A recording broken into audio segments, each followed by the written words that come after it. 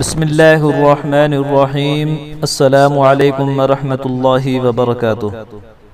محرم الحرام میں عاشورہ کے دن کی عظمت۔ اسلامی سال کا آغاز محرم الحرام سے ہوتا ہے۔ محرم کے معنی حرمت کے ہیں، یعنی یہ ان 4 محترم مہینوں میں سے ہے جن میں قتل و خون بہانا حرام تھا۔ سورۃ التوبہ میں اللہ تعالیٰ کا ارشاد ہے کہ اللہ کے نزدیک مہینوں کی تعداد 12 ہے، اس روز سے کہ اس نے آسمانوں اور زمین کو پیدا کیا۔ اللہ کی کتاب میں سال کے 12 مہینے لکھے ہوئے ہیں، ان میں سے 4 مہینے ادب کے ہیں۔ محرم الحرام کا مہینہ بھی انہی حرمت والے 4 مہینوں میں شمار ہوتا ہے جن میں قتل اور خون بہانا حرام ہے، جس کا تذکرہ اللہ رب العزت نے قرآن پاک میں ارشاد فرمایا ہے۔ اسی محرم کی 10ویں تاریخ کو عاشورہ کہا جاتا ہے۔ ابن عباس رضی اللہ تعالی عنہ سے روایت ہے کہ جس نے عاشورہ کا روزہ رکھا اسے 10,000 شہیدوں، 10,000 حاجیوں اور عمرہ کرنے والوں کے برابر ثواب دیا جائے گا۔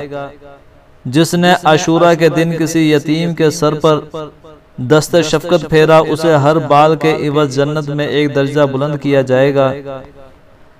جس نے عاشورہ کا 1 روزہ افطار کروایا گویا اس نے پوری امت محمدیہ صلی اللہ علیہ وسلم کا روزہ افطار کروایا اور سب کو پیٹ بھر کر کھانا کھلایا۔ صحابہ رضی اللہ عنہم نے عرض کیا، اے اللہ کے رسول صلی اللہ علیہ وسلم، کیا اللہ تعالیٰ نے اس دن کو تمام دنوں پر فضیلت بخشی ہے؟ تو آپ صلی اللہ علیہ وسلم نے ارشاد فرمایا، ہاں، اللہ تعالیٰ نے اس دن آسمان پیدا کیے، پہاڑ بنائے، سمندر بنائے، اسی دن قلم اور لوح محفوظ کو پیدا کیا گیا، اسی دن حضرت آدم علیہ السلام کو پیدا کر کے ان کو جنت میں داخل کیا گیا، اسی دن حضرت ابراہیم علیہ السلام کو پیدا کیا گیا اور ان کے فرزند حضرت اسماعیل علیہ السلام کا فدیہ ذبیحہ دیا گیا، اسی دن فرعون غرق ہوا، حضرت ایوب علیہ السلام کو شفا ملی، حضرت آدم علیہ السلام کی توبہ قبول ہوئی، حضرت عیسیٰ علیہ السلام کی ولادت ہوئی اور اسی دن قیامت قائم ہوگی۔ اس مہینے میں روزہ رکھنا اور مہینوں کے مقابلے میں افضل ہے، چنانچہ اللہ کے رسول صلی اللہ علیہ وسلم کا ارشاد ہے کہ رمضان المبارک کے بعد سب سے افضل روزہ اللہ کے مہینے محرم کا ہے، اور فرض نمازوں کے بعد سب سے افضل نماز رات کی نماز ہے۔ حضور نبی کریم صلی اللہ علیہ وسلم نے ارشاد فرمایا، جو شخص یوم عاشورہ پر عصمت سرما آنکھوں میں لگائے تو اس کی آنکھیں کبھی بھی نہ دکھیں گی۔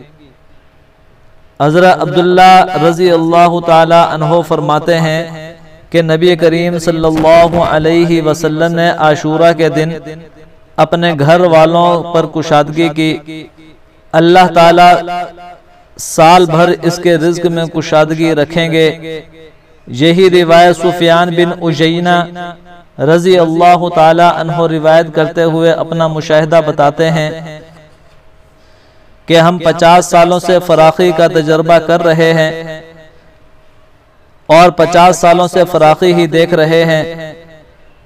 حضرت ابن عباس رضی اللہ تعالی عنہ سے روایت ہے کہ نبی کریم صلی اللہ علیہ وسلم نے فرمایا، جس شخص نے محرم کے پہلے دن اور آخری دن کا روزہ رکھا اس نے جانے والے سال کو روزے کے ساتھ ختم کیا اور آنے والے سال کو روزے کے ساتھ شروع کیا، اور یہ روزہ اس کے لیے 50 سالوں کا کفارہ بن جائیں گے۔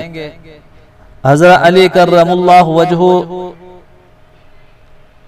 نے اس سے فرمایا، ایک دن میں اللہ کے رسول صلی اللہ علیہ وسلم کے پاس بیٹھا ہوا تھا کہ ایک شخص نے آپ صلی اللہ علیہ وسلم سے یہی سوال کیا، تو آپ صلی اللہ علیہ وسلم نے جواب میں ارشاد فرمایا، اگر تم رمضان المبارک کے بعد کسی مہینے کا روزہ رکھنا چاہتے ہو تو ماہ محرم کا روزہ رکھو، کیونکہ وہ اللہ تعالیٰ کا مہینہ ہے۔ اس مہینے میں اللہ تعالیٰ نے ایک قوم کی توبہ قبول کی ہے اور دوسری قوموں کی توبہ بھی قبول فرمائے گا۔ اللہ رب العزت ہمیں یوم عاشورہ کی قدر کرنے کی توفیق عطا فرمائے، آمین ثم آمین۔